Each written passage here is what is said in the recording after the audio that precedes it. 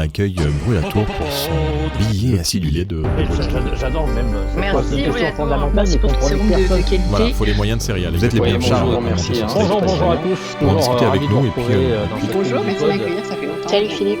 Salut tout le monde. Bonjour Philippe. Je sens une certaine pression. C'est exactement ce que j'allais dire. Et là, Radio House. 61e épisode de la room, le pod.club. Nous sommes très heureux de vous retrouver avec Monsieur Brûlatour qui est parmi nous. Aujourd'hui, le programme du jour. Déjà, on est tous là pour gagner quelque chose, puisque c'est bien, on aime bien faire gagner des petites choses. Et on a eu la chance avec Noémie Gmur et les éditions Erol de vous faire gagner déjà le livre L'Art du podcast. Eh bien, c'est à nouveau un livre, L'Art du podcast de Noémie Gmur, que vous pouvez gagner aujourd'hui si vous connaissez le mot mystère. Le mot mystère qu'on vous donnera jusqu'à peu près, allez, on va vous le donner jusqu'à 13h30. Et puis après 13h30, on arrêtera de vous donner le mot mystère. Et ceux qui restent dans la room jusqu'à la fin, juste avant notre vocal qui est le podcast, qui parle de podcast, on vous demandera le mot mystère. Et le plus rapide à donner le mot mystère quand je l'indiquerai pourra gagner le livre de Noémie Gmur qui s'appelle L'Art du podcast et qui est sorti pour le Paris Podcast Festival. Je vais vous donner le mot mystère, comme ça vous l'aurez. Le mot mystère pour gagner le livre, c'est Erol Gmur. Alors Erol, c'est donc les éditions Erol, c'est EYRO2LES. Plus loin Gmur, Gmur. Voilà le mot mystère pour gagner ce livre pour la fin de la room. Allez, on démarre assez rapidement puisque Cécile et Emmanuel ne sont pas parmi nous. Il y a des gens qui prennent des vacances, je sens. On sent qu'il y a des gens qui sont déjà en vacances. Nous, en tout cas, on est très heureux d'être avec vous. On va parler de musique et ça, c'est un sujet qui est... on va dire primordial. Il y a eu des annonces cet été. La SACEM est sortie avec des tarifs pour les podcasteurs. Donc on va parler bien sûr de ça, mais on va parler aussi de l'utilisation de la musique dans vos podcasts, des bibliothèques, de comment est-ce que vous utilisez la musique aujourd'hui, quid des droits. Alors on reparlera des droits dans 2 semaines avec des invités qui seront parmi nous et qui sont des spécialistes justement de ces droits d'auteur, droits voisins. Enfin, c'est compliqué les droits aujourd'hui dans la musique, mais on parlera de tout ça et puis on vous invite bien sûr dès maintenant à lever la main si vous voulez venir parler avec nous ou partager des podcasts qui parlent de musique. Et moi justement, avant de donner la parole pour le billet acidulé de Brûlatour qu'on attend tous avec grande impatience puisque c'est un rendez-vous qu'on ne raterait pour rien au monde ou alors bien sûr qu'on écoute en replay avec délectation. Eh bien, on va vous faire découvrir 2 coups de cœur que l'on a découverts pendant le Paris Podcast Festival. Un qui parle de luxe et qui s'appelle Luxologie, dont on a parlé sur le pod.fr. Cécile n'est pas là pour me confirmer ça, donc je ne pourrais pas vous dire. Mais on va écouter un extrait de Luxologie qui est assez intéressant. Je ne suis pas vraiment quelqu'un qui m'intéresse au luxe, mais le podcast est fait de manière assez sympa. On écoute ce premier coup de cœur.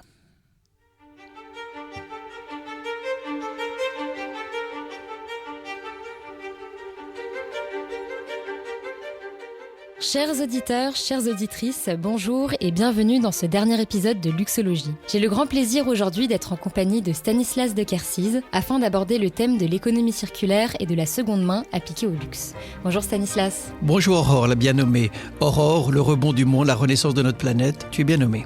Merci beaucoup. Alors, pour rappel, le modèle de production et de consommation dit linéaire, instauré lors de la révolution industrielle, à travers le cycle extraction de matières premières, production, consommation, puis fin de vie du produit en déchets, a effectivement permis le progrès et la prospérité matérielle, mais n'a pas suffisamment pris en compte les capacités limitées de la Terre à nous faire bénéficier de ses ressources naturelles. L'économie. Alors voilà, c'est des entretiens assez sympathiques sur le luxe et ça, on apprend plein de choses dans ce podcast qui est réalisé par une jeune qu'on a rencontrée au Paris Podcast Festival et qui vaut le détour. Autre petit en lien avec l'épisode du jour sur la musique, une jeune aussi qui s'appelle Thaïs et qui a un podcast qui s'appelle Pop Express qui est assez sympathique et qui parle aussi de musique. On écoute un extrait et puis tout de suite le billet acidulé de Brûlatour. Tu vois ce que je veux dire? Mon gars va, pourquoi tu trembles, pourquoi tu tentes, tu tiens plus tout droit. Je dois capter des gens dans la soirée, écrit sur mon emploi du temps. Bonjour à tous, c'est l'heure d'un nouvel épisode de Pop Express avec au programme aujourd'hui un artiste que j'ai hâte de vous faire découvrir ou redécouvrir puisqu'on va parler de Sopico et de son tout nouvel album Nuages qui vient de sortir et j'espère que vous aimez les surprises parce que j'ai rarement été autant déconcertée par un projet que celui-ci et c'est ça qui est vraiment intéressant chez Sopico, il est totalement libre et du coup le résultat est assez unique, toujours accompagné de sa guitare ou plutôt de ses guitares, qu'elles soient acoustiques, électriques, on a toutes les sonorités, c'est le fil conducteur même de cet album, mais donc qu'est-ce qu'on va bien pouvoir y retrouver ? Eh bien écoutez. Ma guitare c'est un fusil, un RPG, j'ai pris un Uzi au RTV. Alors, elle est spécialisée dans le rap pour la partie musique, mais elle fait aussi des Pop Express sur le cinéma. Donc voilà, Pop Express, elle s'appelle Radio Taille, mais elle s'appelle Taille, son prénom c'est Taille. Et je vous invite à aller écouter les épisodes, il y a des trucs vraiment très sympas. Voilà pour les deux petits coups de cœur. Et puis, on attaque tout de suite avec le billet acidulé de Brulatour, comme à son habitude. Salut, monsieur Brulatour. Bonjour à tous. Bien, la musique aujourd'hui, j'étais pas franchement inspiré par la thématique parce que je suis à des années-lumière du point de vue de Philippe. On dira que c'est l'alpha et l'oméga. D'abord, je ferai un premier commentaire qui est très personnel. C'est plus un commentaire d'auditeur. Alors, je suis pas certain que la musique et le podcast fassent bon ménage, pour tout vous dire. C'est un peu le mariage de la carpe et du lapin.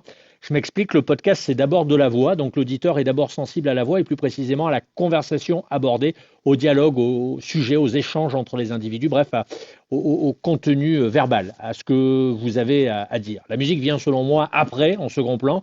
Elle n'est d'ailleurs pas forcément obligatoire, indispensable, impérative, obligatoire. Les auditeurs de podcast viennent d'abord écouter des mots dans une conversation, apprendre des infos, affiner leur vision, affûter leur curiosité. Pour le reste, il y a la radio qui sait très très bien le faire.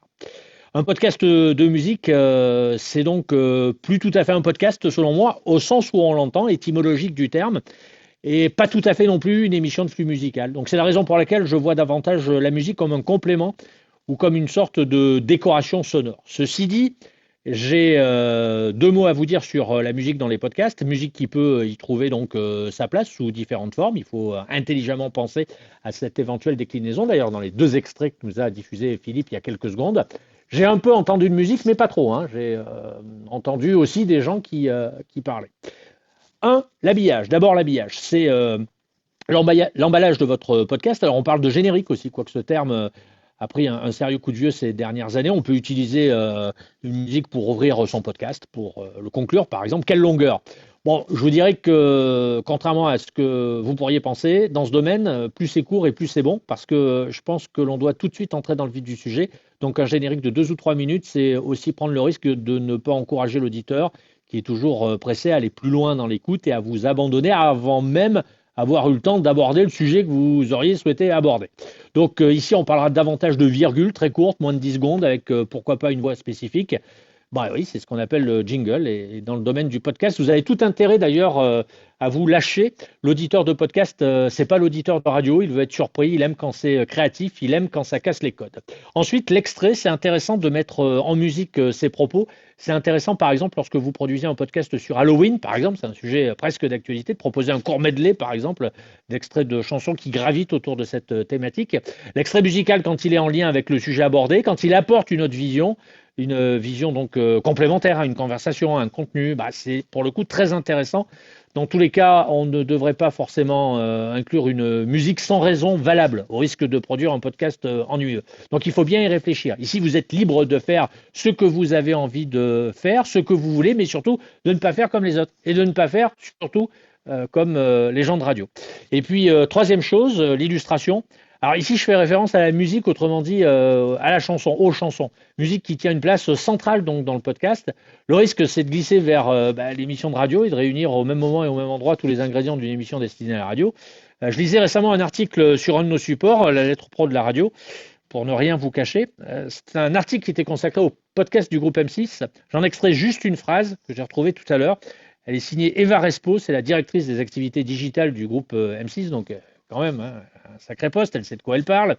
Elle dit ceci, 2 points ouvrez les guillemets, aujourd'hui on pense une émission de radio, pas seulement pour l'antenne, mais aussi pour le digital. Bon, ben voilà, tout est dit, il confirme ce que je vous disais à l'instant. Pas question de faire une émission de radio sans penser à sa déclinaison en podcast. A contrario, proposer un podcast essentiellement constitué de musique à l'image donc d'une émission de radio a peu de chances d'attirer les foules. Donc d'abord, dans votre démarche, vous gagneriez à ne jamais vous éloigner du penser podcast d'abord. First podcast ou podcast first. Et puis ensuite, ne surtout pas copier ce que fait la radio, car aujourd'hui, ce que fait la radio, ça marche plus ou moins bien que ce qui se faisait auparavant. Bon, mais pour le reste, il faut être curieux, ça on le dit, on le répète depuis des semaines. Internet regorge de millions de sons qui sont en libre accès, la plupart, donc rien ne vous empêche même de créer votre son grâce à des logiciels simples d'accès et j'allais dire aussi d'utilisation. Dans ce cas, vous allez personnaliser d'autant plus votre podcast. C'est très bien. C'est d'ailleurs ce que l'auditeur vous demande. Donc, être curieux, être attentif également au studio et aux compositeurs pour qui la musique et l'habillage, c'est le métier. C'est vraiment un métier à part entière. Il faut un peu de bouteille, de l'expérience, une formation. C'est un peu comme si demain, je disais à Philippe, tu vas être charpentier. Non, il pourrait monter quelques ardoises et quelques tuiles sur les toitures, mais au-delà, je ne suis pas certain qu'il signe des prouesses. Alors que composer de la musique et faire de l'habillage, là aussi, c'est vraiment un métier. Et puis, faut être attentif aussi à l'aspect juridique. Est-ce que j'ai le droit de diffuser tel ou tel contenu musical ? Bon, là, j'en sais rien. C'est pas mon terrain de compétence, c'est pas mon terrain de prédilection non plus. Quelle durée maximale pour un extrait juridiquement ? Comment va réagir ma plateforme ? Par exemple, c'est une question intéressante. Si je diffuse de la musique déposée dans un organisme comme la SACEM, par exemple, vous diffusez aujourd'hui un titre sur Facebook ou sur YouTube, il y a de fortes chances qu'il y ait un robot derrière qui vous coupe le sifflet, autrement dit le signal, dans les quelques secondes qui suivent. Donc autant de questions qui méritent, Philippe, une vraie réflexion. Une vraie réflexion et puis des chiffres aussi. On en a quelques-uns à vous partager, notamment sur le podcast. Pour ceux que ça intéresse, on a aussi quelques informations sur les podcasts diffusés par les radios, si ça vous intéresse. Alors déjà, première chose, est-ce que dans la room, il y a des gens qui ont des questions par rapport à la musique ou ont des informations par rapport à l'utilisation de la musique ? On sait que la SACEM donc, a sorti un certain nombre de chiffres, donc on vous invite bien entendu à monter dès que vous voulez réagir ou dès que vous avez les poils qui hérissent sur le corps quand on vous dit des choses, puisqu'on va vous expliquer un peu ce que la SACEM a prévu en termes de droits et de tarifs pour l'utilisation de la musique dans les différents cas qui sont possibles et surtout pour les différents profils, parce que honnêtement, quand on a reçu le document, on s'est dit faut s'accrocher, c'est pas forcément très simple, et puis en lisant, en analysant, en regardant, on arrive à s'y retrouver, mais c'est quand même assez nouveau d'abord pour la SACEM de cette utilisation de musique dans les podcasts. Ils ont laissé un peu faire pendant longtemps.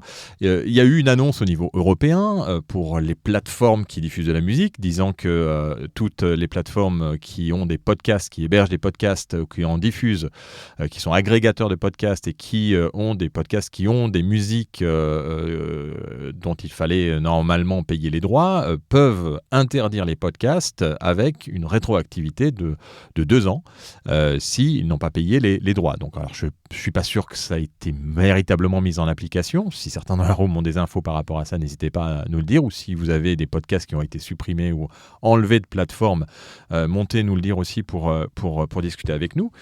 Alors, on va commencer par quelques chiffres quand même, et pour expliquer un peu comment la SACEM aujourd'hui fonctionne pour les tarifs. Ils ont des tarifs différents pour chaque type d'utilisation.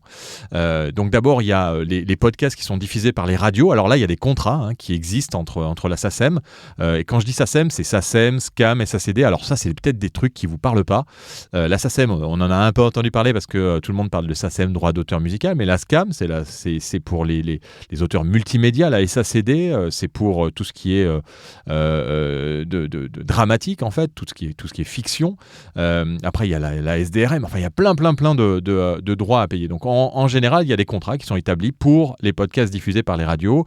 Et là, en fait, ça rentre dans les programmes de rattrapage qu'ils ont. Donc, en fait, ils ont un forfait qui est calé. Les radios locales, par exemple, et les radios privées font partie de syndicats qui sont accordés avec la SACEM. Et donc, quand elles font des podcasts qui sont des replays, elles ne payent pas plus de droits que ce qu'elles payent avec la radio. Les podcasts diffusés par les web radios ou ces agrégateurs dont on vous parlait ou les sites de podcasts qui référencent des podcasts, et bien là, Concernant les podcasts diffusés par ces structures-là, la SACEM a établi des tarifs qui tiennent compte de la durée des œuvres musicales que vous diffusez et du mode de financement du service de la structure. Donc c'est vraiment assez individuel. Est-ce que la structure, l'agrégateur est une association, un particulier ou une collectivité, ou si l'agrégateur est aussi une structure, eh bien il y a des tarifs qui vont être différents selon qui vous êtes pour des podcasts qui sont diffusés dans ce cadre-là. Alors pour les podcasts associatifs, il y a des montants forfaitaires. Et les montants forfaitaires pour l'utilisation de la musique, ils sont assez simples. Un podcast natif diffusé sur un site internet d'une association, c'est 40 € hors taxe par an à payer à la SACEM, donc par podcast, on est bien d'accord. Ensuite, podcast issu de la web radio de la structure, c'est-à-dire que si la structure associative est une web radio et donc diffuse aussi des podcasts, à ce moment-là, c'est un forfait qui englobe non seulement le forfait pour diffuser une web radio et aussi pour la diffusion de podcasts qui est à 120 € hors taxe par an. Ça, c'est pour les podcasts associatifs. Vous montez, si je suis dans un tunnel et que je vous largue, vous montez et vous me dites c'est bon, on passe à autre chose. Mais je continue quand même parce que c'est assez intéressant. Après, on a les podcasts commerciaux. D'accord ? Les podcasts commerciaux, donc là, c'est des services financés par la publicité. Les droits d'auteur sont calculés par application d'un pourcentage. Et là, il y a un tableau que vous ne retrouvez pas dans le pod parce que le tableau est tellement compliqué qu'on ne pouvait même pas le publier, c'était trop petit. Donc, je ne sais pas si on a fait un article d'ailleurs, Fred, sur la globalité de ces chiffres qui nous ont été envoyés par la SACEM et si on les a publiés, je pense que ça mériterait qu'on Jamais, mais c'est intéressant. Voilà, c'est on va les publier juste après parce qu'ils nous les ont envoyés avant la publication d'iPod. Donc, pour ces services financés par la publicité, eh bien, il y a un calcul par application d'un pourcentage sur les recettes publicitaires. Et assimilé aussi, assorti à un montant minimum par écoute ou téléchargement du podcast, tenant compte de la typologie du podcast. Donc là, déjà, je vous ai perdu. Exemple. Allez, on prend un exemple, comme ça, je vous perds moins. Un podcast de type musical. Donc, si la musique protégée, c'est la musique les artistes sont à la SACEM, si la musique protégée représente 70 à 100% de la durée de diffusion de la musique en question, c'est un taux de 12% qui sera appliqué sur les recettes publicitaires et assimilées. Et le niveau de redevance reversé par application de ce taux ne pouvant être inférieur à des minima. Donc, par exemple, vous utilisez 70 à 100% de la durée de la diffusion de la musique dans votre podcast, qui est un podcast musical. Le minimum par an va être de 200 € hors taxe par an, et bien entendu par podcast, pour pouvoir utiliser les musiques, plus de 70% de la musique dans vos podcasts. Et ensuite, vous avez 0,0008, donc 0,0008 € hors taxe par écoute ou par téléchargement.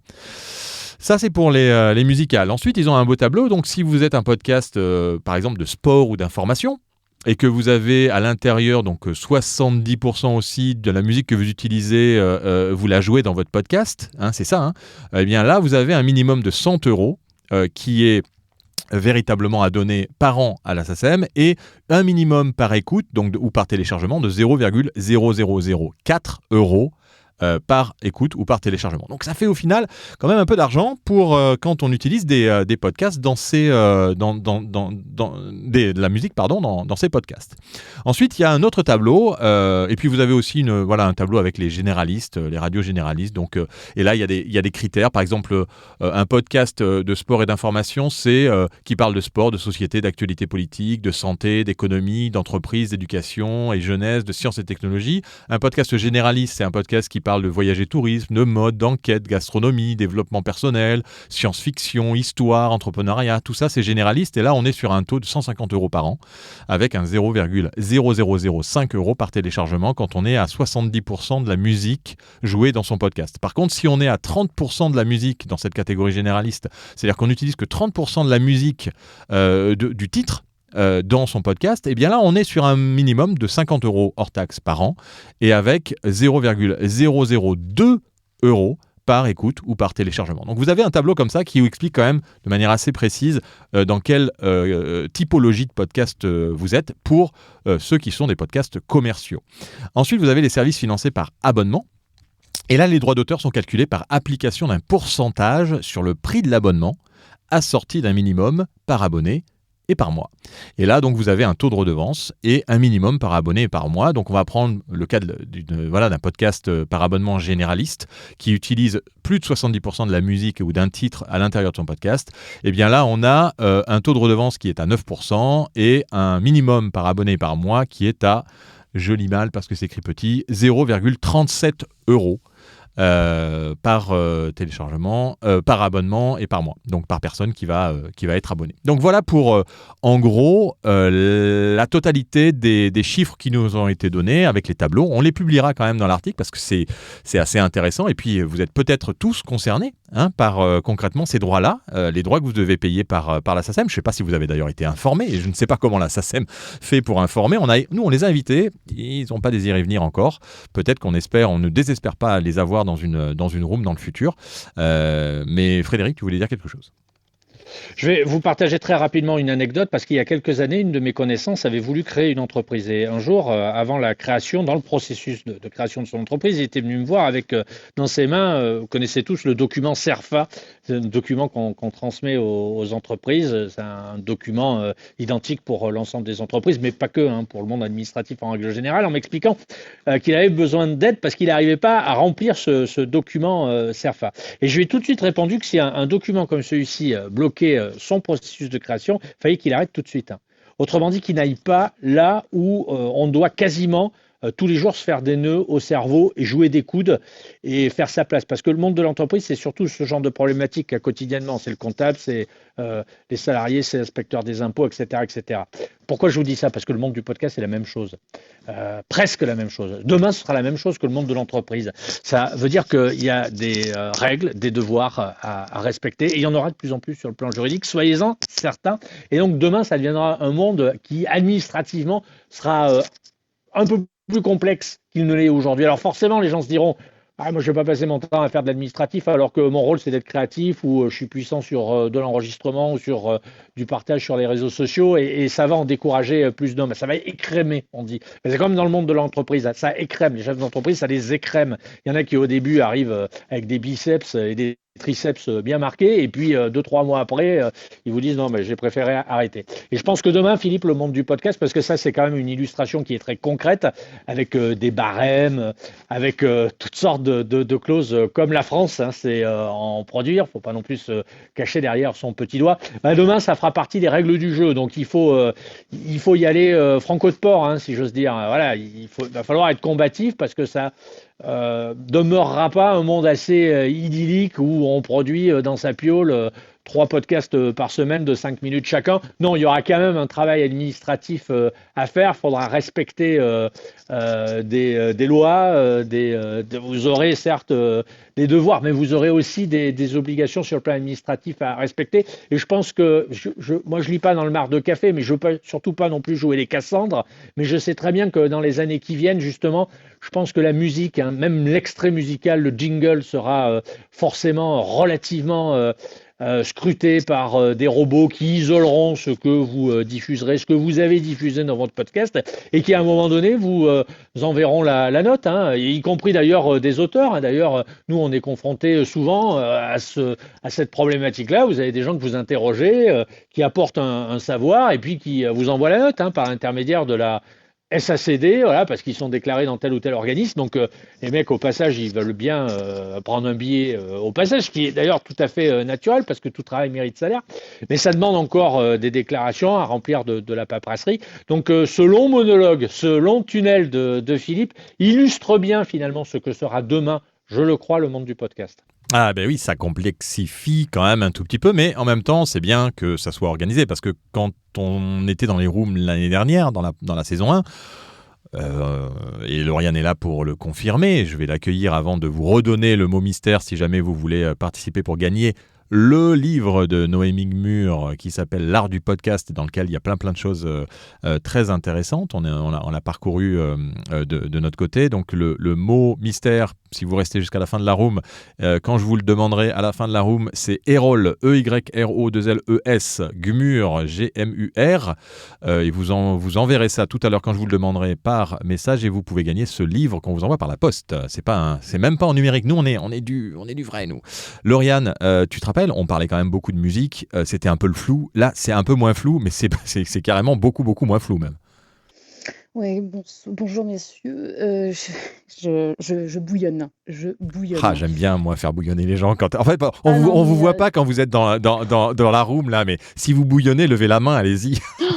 Non, mais ça m'agace. Alors, il y a plein de choses qui m'agacent et en même temps, je trouve que ça dessine un sacré profil du podcast. Parce que, évidemment, alors, moi, je me sens ultra concernée parce que c'est ma base de travail et j'utilise la musique comme un tapis sonore au même titre que j'utilise de façon analogique avec les séries sur Netflix. Moi, mes podcasts, c'est de la fiction, donc la bande-son, c'est déterminant pour moi. Ce qui m'agace dans cette affaire, c'est tout ce qui va être de plus en plus verrouillé. En fait, on voit que le podcast est en train de se professionnaliser, mais ça va à une vitesse folle parce que je suis pas sûre, alors sauf erreur de ma part, mais je suis quand même pas sûre qu'à l'époque où il y avait les YouTube et il y avait tous les influenceurs qu'on a fait chier les créateurs, pardon, je suis vraiment en colère en fait, mais qu'on les a emmerdés. Ouais, non, mais pardon, parce que ça m'agace. De voir à quel point en fait il y a un potentiel son, il y a un potentiel au niveau sonore qui prend une place de dingue et qui finalement pour le créateur est une diffusion autre. C'est le courant alternatif de ce qu'on n'entend pas sur les bandes FM et autres. On a des personnes qui sont d'une richesse de dingue, qui offrent un contenu fait peut-être avec des petits bouts de ficelle, mais qui arrivent quand même à tenir la route. Et ça intéresse, parce qu'en plus, voilà, quand on a vu au Festival Podcast, on a vu les chiffres, les gens s'y intéressent, ils veulent quelque chose de doux, ils veulent justement ce qu'on n'entend pas ailleurs. Là, j'ai l'impression que ça y est, ils disent, comment on va se faire de la thune? Ok. Maintenant, le deuxième point, moi, qui m'agace aussi énormément, et là, ça monte, ça bouillonne à un point, tu n'imagines même pas, c'est de se dire qu'effectivement, il va falloir régulariser tout ça. Et je suis OK, parce qu'en tant qu'auteur, je suis OK. Mais alors justement, on est où, nous, en tant que créateur de podcast et en tant qu'auteur?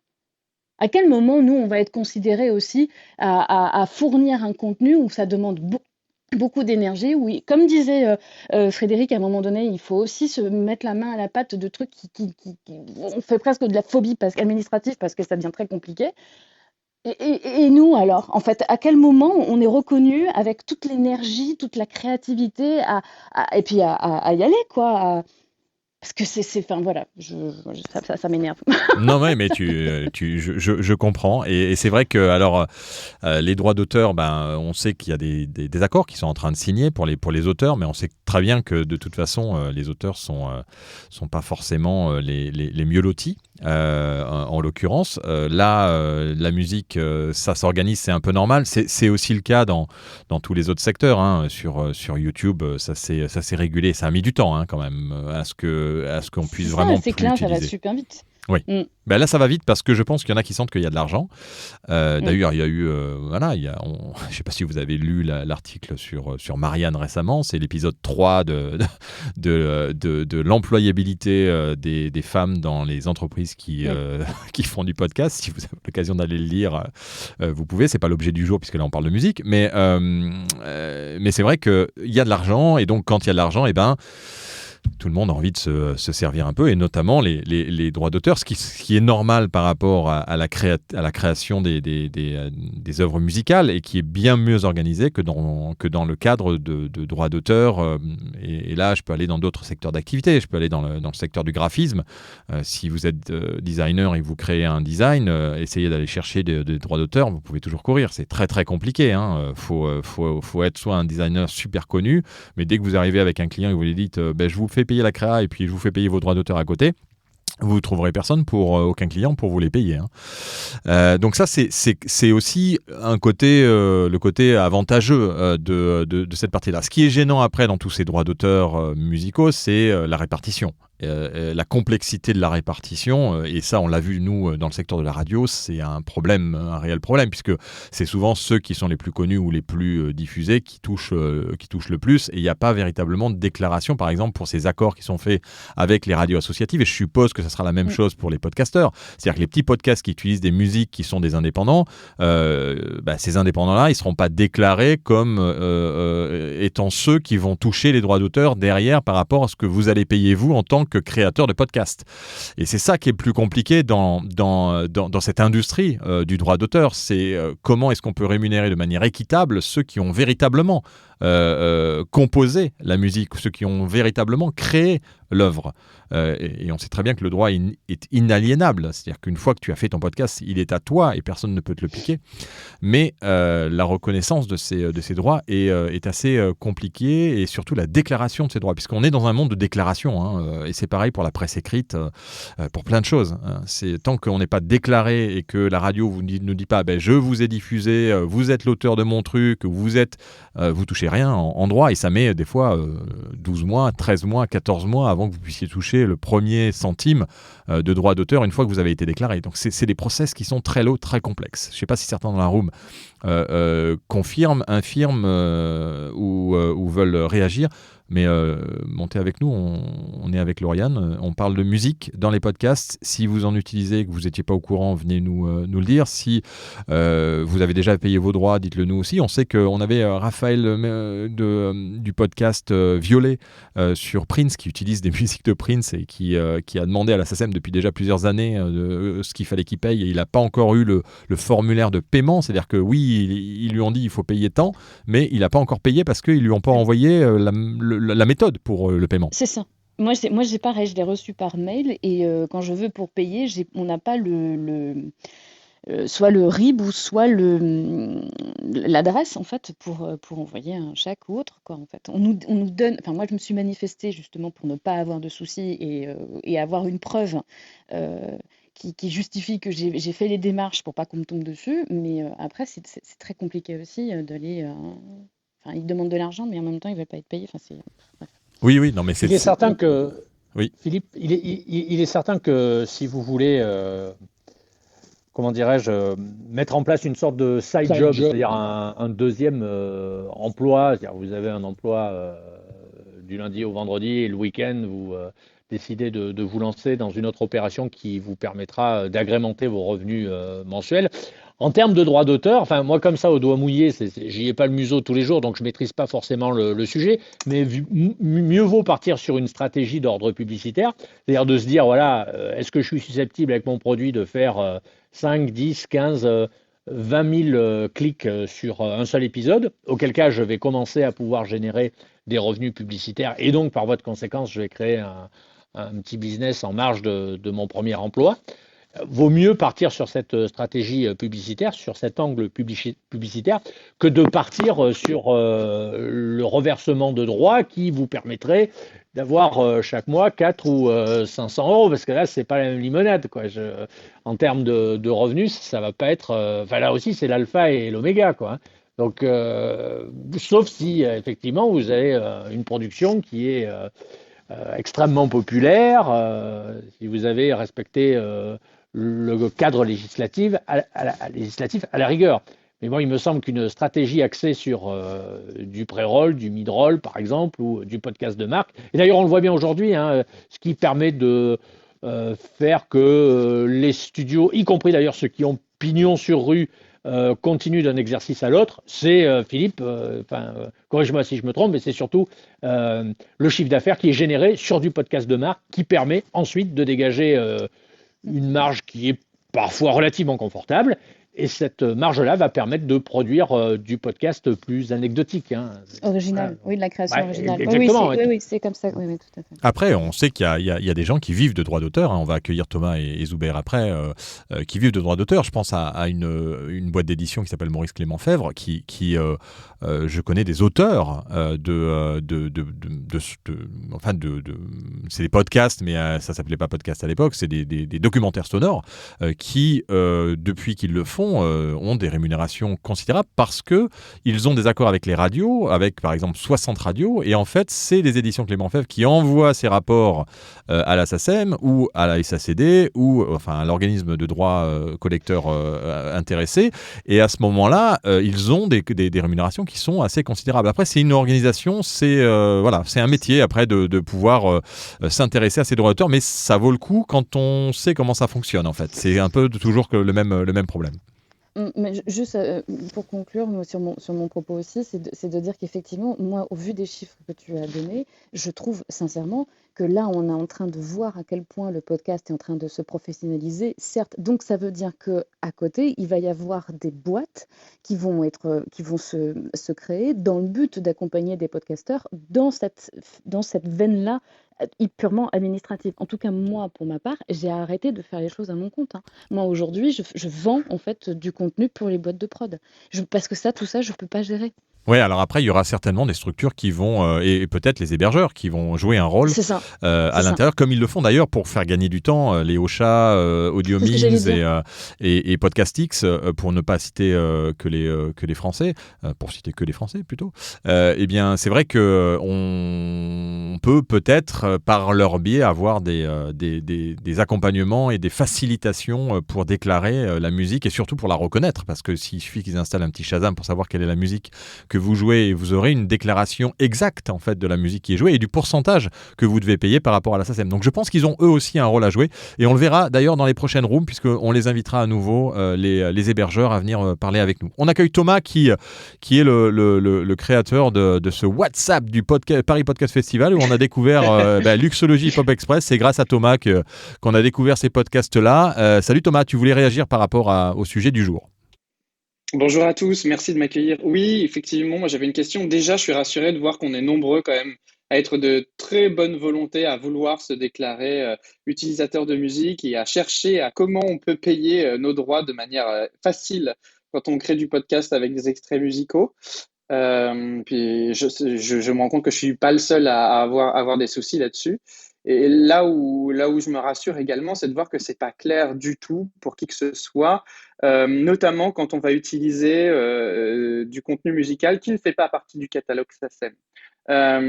Clairement, aujourd'hui, à part le droit de courte citation de 20 secondes d'extrait musical pour pouvoir se dédouaner de tout droit dans l'exercice de rédaction de son podcast, ou d'aller demander l'autorisation écrite de tous les ayants droit en passant du producteur au compositeur jusqu'à l'interprète, aujourd'hui, on navigue un peu à vue, et c'est vrai que au-delà du catalogue SACEM qui peut être une solution facile et évidente, il y a encore tout un tas d'exemples qui n'ont pas de réponse justement à ces questions-là. Oui, tout à fait. Et on va parler dans 2 semaines. Je vous invite si ça vous intéresse ce sujet, à venir sur la room sur l'habillage et les jingles, où on aura avec nous, vous savez, ces structures qui permettent de pouvoir utiliser de la musique, ce qu'on appelle libre de droit, qui n'est pas vraiment libre de droit.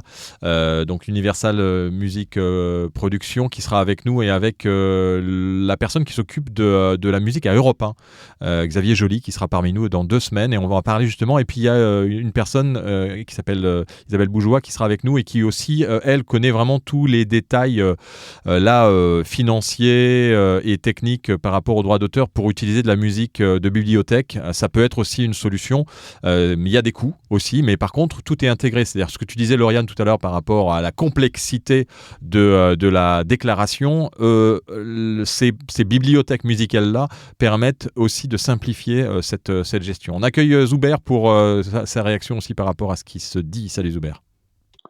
Salut à tous, comment allez-vous? Eh bien, écoute, très bien, depuis qu'on t'a vu au Paris Podcast Festival, puisque grâce au Paris Podcast Festival, on a pu se voir au-delà de s'entendre, enfin pas pour tout le monde, puisqu'il y en a qui ont des problèmes de vue, mais au moins j'ai pu te voir. Ben, cool. Moi, je t'ai entendu, donc c'est pour ça que... Exactement, et c'est aussi important que la vue, on peut dire. Et moi, pour la musique, je la compose moi-même. Eh ben, t'as bien raison. Voilà. Avec quoi tu fais ça? Au début, j'ai appris avec des petits synthés. Après, j'ai des copains qui sont musiciens. Après, voilà, je fais pas beaucoup de musique, c'est beaucoup des petits jingles de quelques secondes, des petites boucles que Ouais, je après, quand on a réutilise. besoin de musique comme Lauriane de fond et qu'on base aussi son podcast sur une ambiance qui est calée en fait par rapport aussi à ce qu'elle écoute dans sa vie, et donc c'est ce qu'elle veut aussi retranscrire dans un podcast. C'est cette ambiance-là, et Modèle puisque la musique fait partie de ta vie aussi, et tu veux aussi qu'elle fasse partie de tes podcasts comme elle fait partie de ta vie, c'est compliqué de pouvoir composer ce genre de titre. Et puis même si tu composes, tu dois quand même payer des droits d'auteur si c'est un titre qui existe déjà. Après, il y a toujours le moyen de faire la tournée des bars et de connaître tous les musiciens. Ouais, alors quand tu composes, Ouais. ceux qui composent, je vous invite aussi à regarder côté édition, hein. Vous savez que dans les radios, il y a eu des scandales qui se sont passés avec des artistes qui composaient des jingles. Vous savez, le RTL, là, le tan tan tan tan. Ben ça, en fait, les frères Costa, je pense qu'ils gagnent encore des milliers d'euros par mois parce que ce logo sonore est diffusé à la radio régulièrement. Donc ça a aussi un intérêt de se déclarer en éditeur de musique, si jamais, bien sûr, votre musique est réutilisée. Si elle n'est jamais réutilisée, ça sert à rien de vous mettre en éditeur de musique. Mais c'est vrai que c'est aussi intéressant. On n'a que Johanna qui avait des petites remarques à nous ou des choses à nous dire sur la musique. Johanna. Salut tout le monde. Edouard, elle a demandé si ça va. Apparemment, ça va. Donc, je ne vais pas répéter la question. Mais moi, je voulais intervenir par rapport à la protection des droits, parce que moi aussi, je suis un peu perdue par rapport à ça. J'ai essayé de déclarer mon podcast à la SCAM, puisqu'apparemment, ils autorisent ce genre de procédure. Mais pareil, j'étais un peu perdue, parce qu'il y a une question de pas mal de paperasse à fournir et une question d'apport global, apport partiel. Donc, j'étais un peu perdue par rapport à ça. J'ai essayé de trouver un avocat en droit de la propriété intellectuelle. C'était assez compliqué. Donc, j'ai un peu abandonné en cours de route, mais a priori, c'est possible de protéger son podcast, peut-être par d'autres organismes, mais moi, je me suis renseignée uniquement par la SCAM. Et en ce Alors, qui tu parles de concerne la musique, protection de la musique ou... Ah oui, tu parles de protection. Alors, on a une room qui va être calée, là, je vais caler les rooms de la rentrée, où on va parler de ces problématiques de protection de marque. On va parler de l'INPI, de l'enveloppe solo, de tous ces systèmes ou de la SACD qui en effet peut aussi permettre de déposer une musique, un podcast, un son, et pour prouver l'antériorité, hein, puisque c'est ça par rapport au droit, mais c'est pas le sujet du jour. Mais par rapport à la musique, tu voulais enchaîner, Johanna. ouais, donc je ne compose pas. Donc, je suis passée par un tiers, pareil, sur une plateforme, c'était une plateforme allemande, j'ai pas trouvé français, qui s'appelle AudioRep et qui permet justement de chercher, enfin, il y a une bibliothèque de musique, pareil, qui sont payantes, à peu près à hauteur de 20 € par jingle de 1 minute, 1 minute 30, à peu près. Et qui peut vous permettre d'avoir une licence, en fait, tout simplement sur la musique, et vous pouvez utiliser tout simplement de manière illimitée à partir du moment où c'est pour le même usage. Ouais. Donc, je suis passée par ça pour utiliser mon son, et jusqu'à présent, j'ai pas de problème. Non, parce qu'en fait, c'est pas des Et musiques voilà. qui sont connues. Le gros souci, et les catalogues de la Voilà, c'est ça. SACEM, on parlait de ça avec Lauriane, le catalogue de la SACEM sont des chansons qui sont bien entendu connues, les plus connues, et qui donc ont des droits d'auteur très, très stricts par derrière, qui peuvent pas être utilisés partout. Après, bien entendu, il existe des plateformes, tu parlais de cette plateforme que je connais pas, il y en a, je pense, pléthore qui permettent de faire ça, et notamment des plateformes qui travaillent en Creative Commons. Et les Creative Commons, pour ceux qui connaissent, bon, c'est des droits d'auteur qui vous permettent, quand vous êtes créateur d'un contenu, de le distribuer de manière libre, gratuite, open, mais vraiment, ça peut être totalement domaine public, hein, aussi, si vous voulez. Encore faut-il être sûr que ce soit bien l'auteur qui ait fait cette musique, que ce soit pas quelqu'un qui le déclare en Creative Commons de droit public, alors que ça l'est pas. Donc c'est compliqué aussi, les Creative Commons. Et puis vous avez des plateformes comme Jamendo. Alors Jamendo, c'est une plateforme où en fait, quand vous voulez pas être à la SACEM, vous allez sur Jamendo, vous déposez vos titres, les gens peuvent les télécharger, et ensuite ils ont une plateforme qui s'appelle Jamendo Pro. Jamendo fait partie d'un groupe qui s'appelle Audio Valley, hein. Audio Valley, Target Spot, enfin c'est un gros groupe belge, et ils ont racheté Jamendo. Et moi, c'est vrai que Jamendo, pour certaines productions, on utilise ça, ça va coûter 40, 50 €, et quand vous voulez les droits pour la télé ou la radio, ça va coûter beaucoup plus cher. Mais Jamendo Pro vous permet aussi de ne payer qu'une fois une licence pour une utilisation sur le web, qui est pas très cher. Et là, vous avez mais c'est pareil, c'est pas des titres qui vont être très connus. Par contre, vous avez pléthore, et c'est ce que proposent aussi les bibliothèques musicales, genre Universal Music Production ou BMG Musique Production, qui sont des grosses boîtes. Universal, c'est pas petit. BMG, c'est aussi une grosse boîte. Donc, ce sont des acteurs qu'on connaît, qu'on identifie et qui se positionnent maintenant sur le podcast, puisque Universal vient de lancer une offre spécialement pour les podcasteurs qui commence à 100 € par mois, je pense. On en parlera dans 2 semaines. Mais tout ça, il y a plein de solutions, mais il faut faire attention dans l'utilisation des droits et surtout des musiques connues. C'est les musiques connues qui posent le plus gros problème. On accueille Étienne qui peut-être a des choses à nous dire aussi. Salut Étienne. Bonjour. Alors Étienne, il a une question. Là, on est beaucoup sur la manière dont on paye. Moi, alors, je suis beaucoup plus sur le fond. Je vais terminer la saison là, des interviews. Donc, c'est des interviews sur les retours d'expérience de Galère en mer. Et sur l'année prochaine, en fait, j'aimerais bien rajouter des habillages sonores, en fait, comme on peut retrouver à droite à gauche. Et la question que je me pose, ou que je pose par exemple à Lauriane, c'est comment attaquer? Enfin, il y a une telle diversité entre les créas purs, comme disait Zuber, comme les bruits qu'on peut enregistrer avec nos H6, comme tout ce qu'il y a dans l'INA, tout ce qu'il y a, tout le catalogue de musique qui est accessible. Comment faire pour commencer? Est-ce qu'on commence par juste rajouter 4 petites... je parle pas des virgules sonores, hein, je parle vraiment d'asseoir un petit peu des petites séquences de sons. Comment faire quand on est acteur, créateur de ces podcasts? Moi, ici, il dure entre une demi-heure et 45 minutes. Quelle est la bonne dose? Est-ce que c'est uniquement pifométrique et artistiquement? Est-ce que vous avez un conseil pour commencer à habiller avec de la musique? Donc moi, ce sont des interviews, encore une fois, et j'aimerais bien, pour l'année prochaine, attaquer ça. Alors, si tu n'as vraiment aucune expérience, si d'autres veulent réagir, vous pouvez, bien entendu. Je ne monopolise pas la parole. Il y a des professionnels où il y a même et on en avait dans les rooms qui sont venus et qui se proposaient aussi d'aider certains qui sont des compositeurs et qui vont peut-être pouvoir t'accompagner et t'aider dans cette partie-là.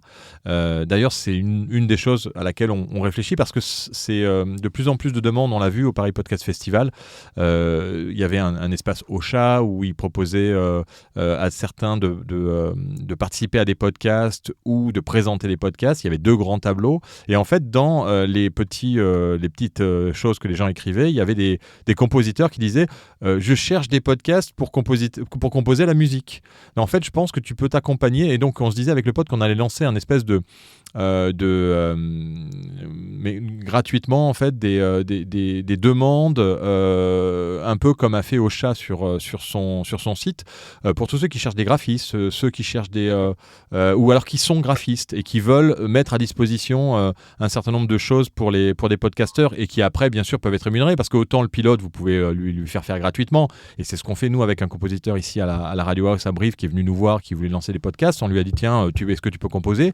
Il a fait un truc génial. Après on a essayé de trouver un budget pour le payer sur les autres podcasts.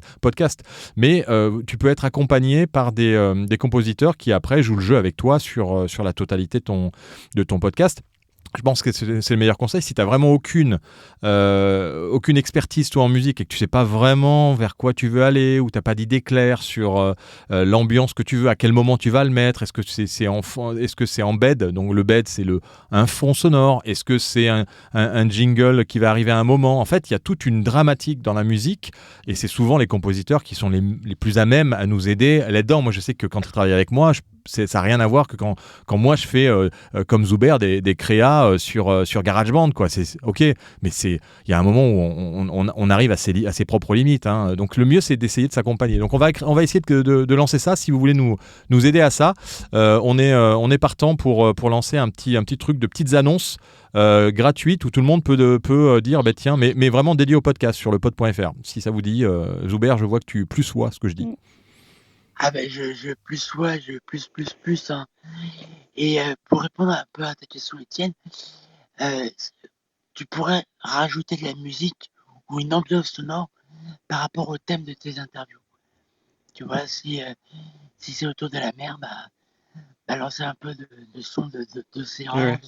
Ok. des sons de dizaines comme ça, pour l'habiller un petit peu. Ok. Lauriane? Ouais, merci. Oui, c'est un débat qu'on avait eu aussi au Pod Club et puis avec Stéphane. Nous, on disait qu'effectivement, la musique, c'est un grain, c'est la lumière que l'on voit à l'image normalement. Donc la musique n'est pas que pour habiller, elle est aussi pour... c'est ce que je dis, moi, le tapis roulant, ça va amener progressivement la direction. Cette musique, quand elle est accompagnée, par exemple, dans les séries ou en jingle ou autre, elle a son importance puisqu'elle marque en fait un style, c'est une signature. Dans le podcast, c'est encore plus fort. Parce que ça imprègne l'identité du podcast. Et on ne choisit pas une musique comme ça pour dire c'est fun, je l'aime bien, je vais la mettre là. La musique dans le podcast a exactement la même fonction qu'une musique dans le cinéma. Et à partir de là, il y a vraiment une volonté de mettre du grain. Et c'est comme ça, je pense qu'il faut le penser. C'est une lumière, c'est la photographie du podcast. Donc la musique à cette pellicule, en fait, c'est une forme de pellicule sonore. Ouais, c'est vrai que l'image du podcast super natif, l'image du podcast natif, c'est vraiment de la production en fait, comme on produit un film au cinéma, Frédéric. Mais c'est ça. Non, mais moi, je voudrais rebondir sur ce que disait Zuber, je crois que je n'écorche pas son prénom, au sujet du podcast d'Étienne. Alors là, pour le coup, moi, je vais être beaucoup plus franc. Moi, je ne vois absolument pas l'intérêt de mettre de la musique dans le podcast d'Étienne, si j'ai bien compris l'ADN de son podcast. Moi, je lui conseillerais, mais bon, les meilleurs conseils se donnent toujours sur le bateau, sans vouloir faire de jeu de mots, et utilisés en pleine tempête. Et rarement à quai. Non, mais Étienne, vraiment, franchement, il faut que tu prennes le taureau par les cornes, que tu arrêtes ta fixette sur la musique et que tu privilégies des ambiances naturelles en lien avec ta thématique. Ça peut être effectivement des bruits de vagues, des bruits de vent, des bruits de pluie, des bruits de cloches de bateau, des ambiances de crier. Enfin, moi, je suis pas un spécialiste de la mer, je suis pas un mec de la mer, moi, mais franchement, prends un Zoom, un Tascam avec un micro un peu particulier, passe une journée, je sais pas moi, sur une plage de Vendée ou à l'île d'Oléron, et vas-y, roule, enregistre 8 heures, reviens chez toi, isole une petite dizaine d'éléments qui vont devenir des éléments structurels de ton podcast, et surtout, plus que ça encore, des éléments identificateurs de ton podcast. Jouer de la musique de la mer, tu vas vite tomber dans l'aspect Grand Bleu, Grand Bleu. Voilà, le Grand Bleu, musique celtique. Non, mais après, on peut très bien utiliser ces sources sonores qu'il a enregistrées avec un compositeur qui va lui faire un jingle sympa d'intro. Ah oui, alors là, pour le coup, c'est un vrai métier, le mixage entre une base musicale et un élément vocal ou un élément sonore. Hein. Nous, on s'est un peu intéressé au sujet avec un podcast natif qu'on produit, là, le dernier en date. Bon, c'est déjà un boulot. Hein. Si vous n'êtes pas sur Adobe Audition, c'est même pas la peine de vouloir faire ça sur Audacity. Mais l'ambiance naturelle, c'est aussi ça qui caractérise le podcast, qui va l'identifier. Voilà, moi, j'entends une ambiance de crier, des cloches de bateau. Voilà. Bon, je sais qu'on va pas me parler de montagne, ni même de recettes de pizza. Et tout de suite, ça percute, quoi. Et c'est ce que veut aussi l'auditeur. Vous avez la chance d'être dans un univers, celui du podcast, où vous pouvez faire ce que vous voulez. Alors bon Dieu, profitez-en, parce que vous seriez en radio, vous auriez un chef d'antenne, au-dessus vous auriez un directeur des programmes, ensuite un directeur de la production, ensuite un directeur financier, ensuite un directeur général des services et ensuite un président. Donc là, c'est ce qui arrive maintenant à certains qui ont du succès avec leur podcast, c'est qu'ils sont plus maîtres à bord. Donc c'est vrai que profitez-en tant que vous êtes maître à bord. Et c'est le moment du mot mystère. Pour ceux qui, avant que Zuber dise quoi que ce soit, le mot mystère, vous l'envoyez et vous gagnez le livre de Noémie Gmur, l'art du podcast. À toi, Zuber. C'était juste un petit mot pour Étienne. Même les coquillages, ils font du son. Avec un bon micro, tu peux entendre beaucoup de choses. Ah non, mais c'est super conseil. Merci Étienne, beaucoup, le coquillage, je ne sais pas si c'est le couteau, la palourde, le bulot, le bigorneau, mais il faut creuser dans cette direction. Je retourne à l'île d'Oléron, Frédéric, je pars. Et en plus, tu as gagné un livre, Étienne, de Noémie Gmur, l'art du podcast. Félicitations, Étienne, tu as été le plus rapide. Il était. Alignement de planète. Ah ouais, là, il a le bon alignement de planète. Donc bravo, on t'envoie ça par la poste. Tu nous envoies ton adresse postale, s'il te plaît, par message. Comme ça, on peut t'envoyer le livre de Noémie Gmur. Il y en aura d'autres à gagner. Et puis des cadeaux à chaque fois dans chaque room. Si vous êtes au début et que vous entendez le mot mystère et que vous le dites à la fin, vous gagnez ça. On va on va se quitter pour aujourd'hui parce que il nous reste quand même pour ceux qui alors restez quand même, il reste 3 minutes après la fin de cette room pour écouter Vocal. Vous savez, Vocal, c'est le podcast qui parle de podcast avec Martin Fenot et Johan Lefebvre du label Cavalcade, qui font un podcast très bien réalisé sur l'actualité du podcast, et on va parler de choses intéressantes, de New York Times Audio, de la technologie de transcription sonore, de Native, une nouvelle régie pub, et puis etc. Donc ils font ça en 3 minutes, c'est très sympa, donc restez avec nous pour écouter ça. Bien entendu, si vous ne faites pas... C'est à la mode ça, Philippe. De quoi ? De faire des podcasts sur les podcasts. J'ai encore reçu un communiqué ce matin d'une personne qui fait un podcast qui parle de podcasts. Mais j'ai même reçu un podcast qui s'appelle le podcast Paulette. Alors ça c'est génial, j'essaierai de vous en parler. Mais non, mais on la connaît, c'est pas Paulette. Vous la connaissez, mais je la connaissais pas. C'est comment les enfants apprenaient à compter à l'école primaire dans les années 40, par exemple. C'est le sujet. C'est le podcast de Paulette. Je trouve ça, c'est ça. On parlait de la liberté. Pardon, je t'ai coupé dans ton élan. Non, mais oui. Enfin, j'essayais de clôturer la room parce qu'il est 14h01 et qu'on a dit qu'on arrêtait avant 14h. On reste ensemble 3 minutes quand même, et puis après je laisse la room pour ceux qui font pas partie de notre club. Vous avez la petite maison verte là au-dessus du titre. Cliquez dessus. Cliquez sur follow dans nos profils aussi pour suivre et être alerté des prochaines rooms, et puis il faut faire partie de notre club, le pod.club, et si vous voulez recevoir pour ceux qui sont encore dans la room un exemplaire du dernier magazine Le Pod qui est sorti au Paris Podcast Festival par la Poste, vous allez sur le pod.club. Vous avez des infos sur le collectif si vous voulez venir aussi participer avec nous sur le pod.fr au contenu de ce site et à plein de projets qu'on est en train de lancer avec un magazine qui va sortir en kiosque, avec des événements qu'on veut lancer en région. Eh bien, vous avez toutes les infos sur le pod.club. Vous nous envoyez vos coordonnées postales et on vous envoie un petit exemplaire du dernier magazine Le Pod. Eh bien, merci à tous. On lance Vocal sans tarder. Et puis, on se retrouve la semaine prochaine. Quel est le thème de la semaine prochaine, mon cher Frédéric ? Est-ce que tu es capable de nous le donner ? Eh bien, ce sera tout simplement l'équipement matériel. Génial, c'était beaucoup plus rapide que moi. Voilà. Mais pourtant, j'ai fait l'article ce matin. L'équipement matériel avec quel micro, casque, console, enregistreur. On va parler de plein de trucs et astuces. Vous allez partager aussi, bien entendu, vos trucs et vos astuces. L'équipement matériel, c'est le mercredi prochain. Et puis le mercredi d'après, l'habillage de jingle, où on accueillera Xavier Joly d'Europe 1 et Universal Production Musique, Isabelle Bougeois, qui est responsable radio et podcast d'Universal.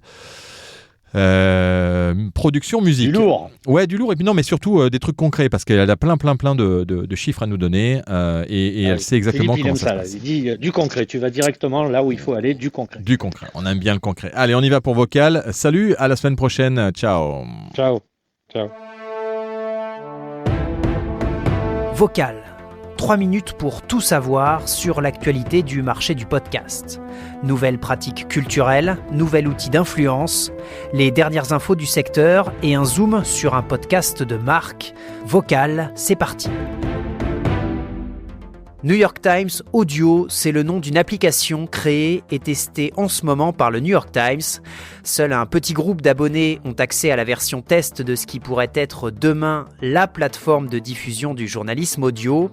C'est en tout cas l'ambition du journal américain.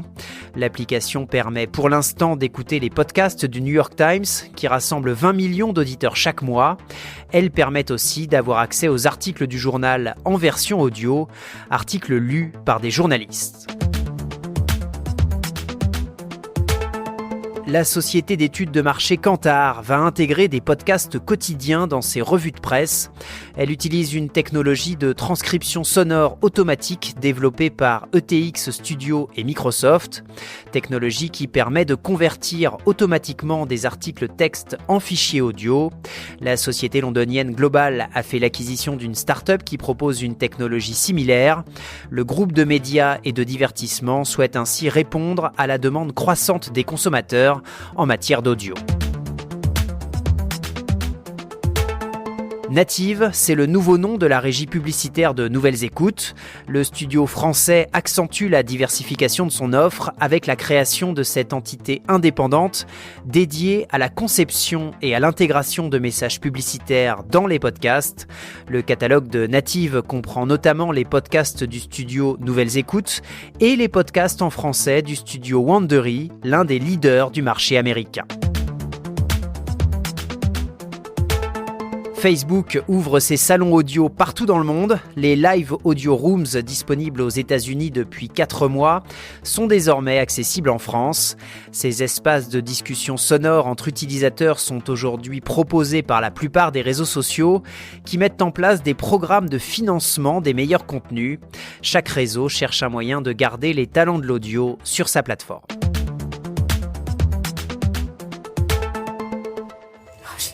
Pourquoi j'y arrive pas? Elles sont les toilettes. Si quelqu'un m'entend. Pourquoi j'y arrive pas? Mais j'en ai tellement marre. Salut, moi c'est Lou. J'ai 33 ans et je souffre de constipation. Zoom sur Épar et son podcast Chronique de l'intérieur. Mais j'ai pensé que j'étais peut-être pas la seule. Alors j'ai décidé de raconter mon histoire. Avec mes chroniques de l'intérieur, je vous livre la plus intime de toutes. Comment prendre la parole sur un sujet aussi intime que la constipation? Cette série en 6 épisodes nous raconte les aventures de Lou, trentenaire dynamique et pleine de vie, sujette à la constipation.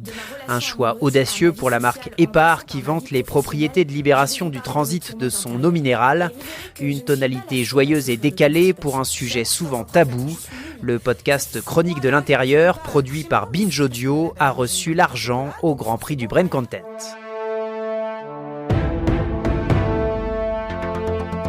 C'était Vocal, l'actualité du marché du podcast en 3 minutes. Abonnez-vous pour continuer à suivre les dernières informations du secteur. Vocal vous est proposé par le studio Les Cavalcades.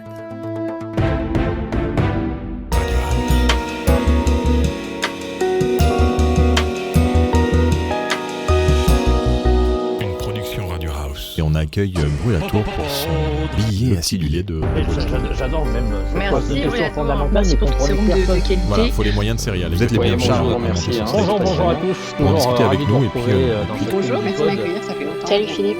Salut tout le monde. Bonjour Philippe. je sens une certaine pression. C'est exactement ce que j'allais dire. Et là, Radio House.